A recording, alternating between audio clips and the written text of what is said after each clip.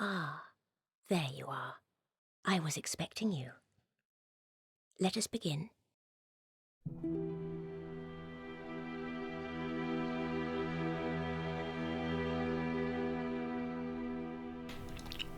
When the bells of awakening both chime, the path will reveal itself to the chosen one.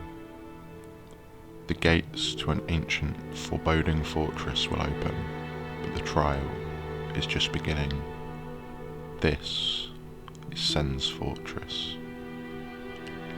Constructed long ago, this bastion serves as both a last line of defence between the lands below and the realm of lords above, and also another trial in the path of any who would walk the footsteps of Lord Gwyn and link the flames. It is guarded by serpent men, wielding giant machetes and mysterious twisted blades. Some of these wardens even harness the lightning miracles of Gwyn, further proof of their divine duty.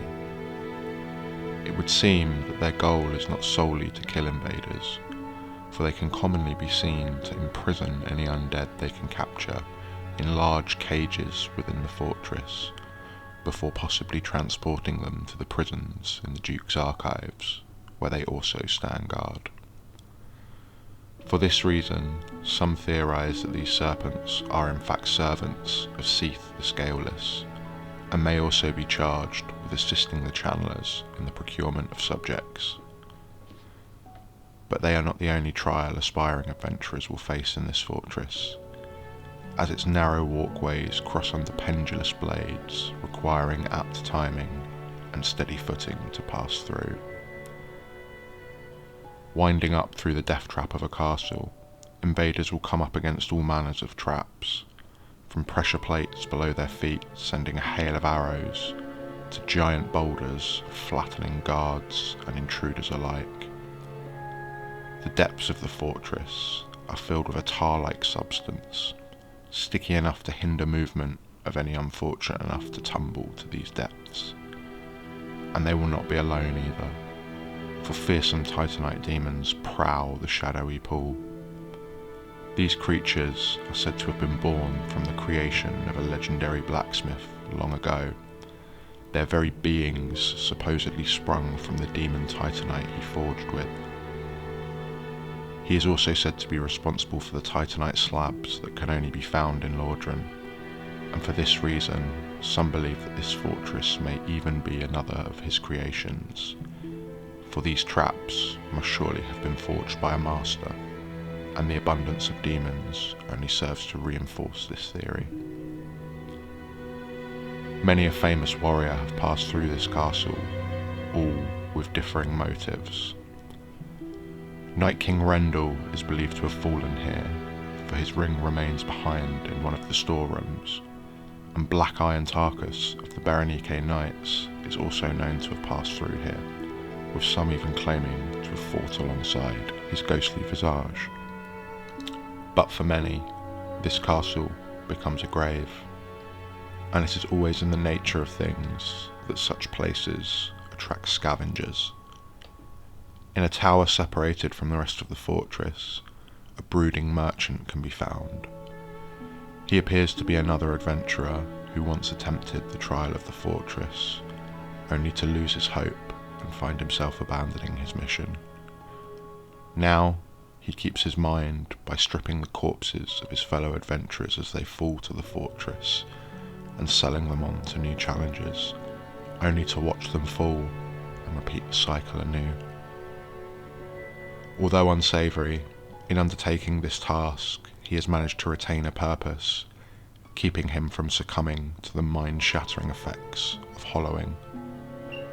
Pressing on, the inner workings of some of the fortress's functions become clear. Giants man several points across the fort, feeding boulders into traps, or launching bombs at any invaders nearing the top.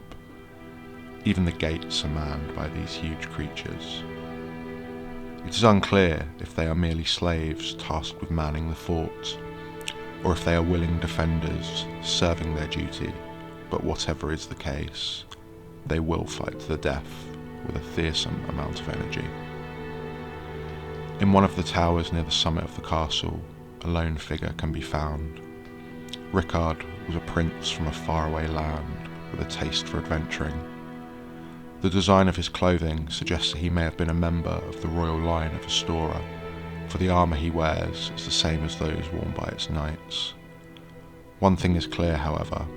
During one of his ill-fated journeys, he contracted the undead curse and set off north for Lordran, where it would appear his journey ended in the Fortress of Death, his mind hollowing. But there is one more barrier to entry for any brave warriors to overcome before their final reward. The gods created a defender, or perhaps a final test. Fashioned from giant sheets of metal formed into a gigantic suit of plate armour, the hulking iron golem was born of a fusion between ancient dragon bones and the power of the soul wielded by the gods. Armour given life, left only to slaughter. But there is one final sting in the tail of the fortress, for even when the golem falls, we find the path forward unclear. Collapsed rubble and debris block the grand archway that leads to the city of the gods.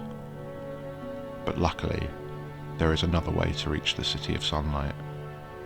Winged, pink gargoyle-esque creatures have been tasked with watching for chosen heroes, and will ferry them back and forth between the city and the fortress. And so it was that the chosen undead made their path through the kingdom of Lordran and into the very home of the gods. Our time together is done. It was short, but sweet.